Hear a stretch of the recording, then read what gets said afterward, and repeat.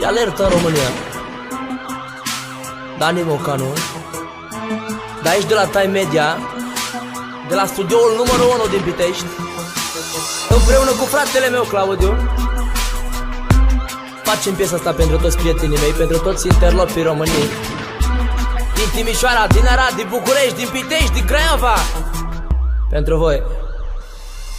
Cu afaceri ilegale mă ocup și fac mulți bani. Sunt urmărit non-stop de gardă și de dușmani. Că produc sume într-o noapte cât fac ei toți la un loc. Din afaceri ilegale n-am să mă retrag deloc. Cu afaceri ilegale mă ocup și fac mulți bani. Sunt urmărit non-stop de gardă și de dușmani. Că produc sume într-o noapte cât fac ei toți la un loc. Din afaceri ilegale n-am să mă retrag deloc.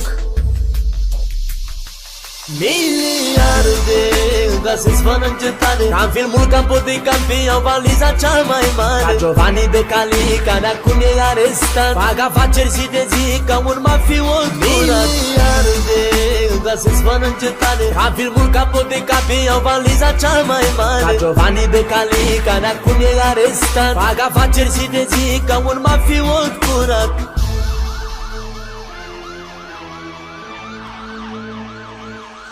A intrat garda în alertă, nu mai stă în secție și se plimbă zi de zi să